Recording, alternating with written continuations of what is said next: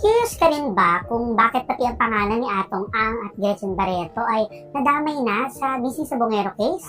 Pahingin ilang minuto at iantanggal natin ang bulbul na kwento ng Missing Sabongeros. July 3, 2025 ay nagsampa ng patong-patong na reklamong kriminal itong si Charlie Atong Ang laban sa dati niyang empleyado na si Julie Dondon Patidongan. Nagtrabaho sa farm dati ni Atong Ang itong si Julie Dondon Patidongan. Kasama doon sa patong-patong na reklamo ni Ang ay yung slander dahil itong si Dondon o baka mas kilala siya bilang alias Totoy ay siya ang akusado na nagdikit kay Atong Ang sa Missing Sabongero case. Ang bintang ni alias Totoy ay si Atong Ang daw ang alleged mastermind sa Missing Sabongero case. At dinawit din ni alias Totoy si Gretchen Barreto. Okay, para mabuo natin ang whole picture, backtrack lang tayo ng konti. Sa bilang mga otoridad, nasa 34 na sabongeros na raw ang nawawala simula 2021.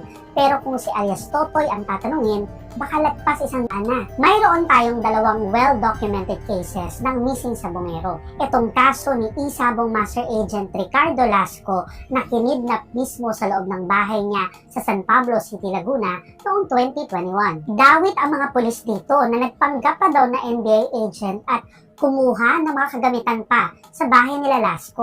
Kinuha rin nila si Lasco na magmula noon ay hindi na nakita ng kanyang pamilya. Ang big reveal dito, ang tinurong suspect doon sa kidnapping kay Lasco ng pamilya ni Lasco ay mga pulis. Noong 2022 ay nasambahan naman ang kaso at nademanda naman itong mga pulis na ito ng Department of Justice para sa robbery at kidnapping. Sumuko rin itong mga pulis na to at naarin o binasaan ng sakdal para doon sa mga kasong hinaharap nila.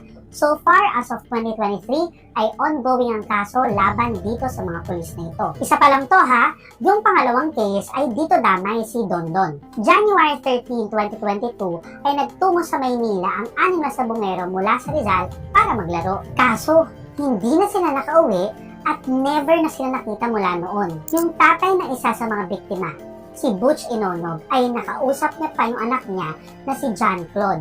At sinabi ni John Claude na winersa raw silang sumakay sa isang van. Fast forward to December 2022, dinemanda at kinasuhan din ng DOJ ang 6 na security personnel ng Manila Arena para sa kidnapping and serious illegal detention dahil sa pagkawala ng 6 na sabongero from Rizal. Ang sabi ng Department of Justice ay nag-conspire at nagkuntsabahan daw itong mga security personnel kasama si Dondon para kidnapin ang mga sabongero. Tulad sa kaso ng pagkawala ni Lasco ay umakyat sa korte itong kaso laban kila Dondon. Originally, non-bailable po ang kidnapping pero nakapagpiyansa sila Dondon dahil nanalo sila sa kanilang petition for bail. Long story short, nagkademandahan pa po dyan sa bail o piyansa nila Dondon at nasa Supreme Court na ito ngayon. So for the meantime na sinusolve ito ay laya pa rin yung 6 na security personnel na suspect sa pagkawala ng mga missing sabongero. So, balik tayo kay Atong Ang.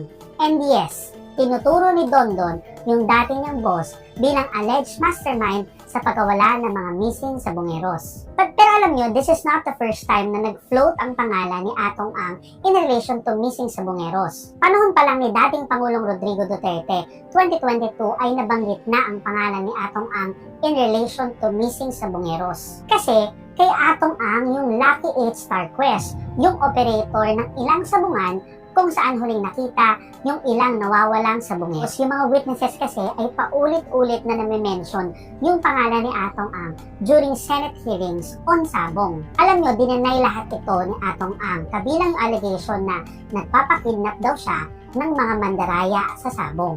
Sa ilang taong gumugulong itong kaso ng missing sabongeros, ang nakakasuhan o nadedemanda pa lang ay yung mga pulis at yung mga security personnel. Pero huwag nating kalimutan na nung nag-wrap up ang Senado para sa hearing on sabongs, nirekomenda nito na dapat daw ipagpatuloy ng PNP at ng NBI ang pag-iimbestiga kay Atong Ang. For now, kasama si Atong Ang at Gretchen Barreto sa investigation ng Department of Justice bilang mga suspects.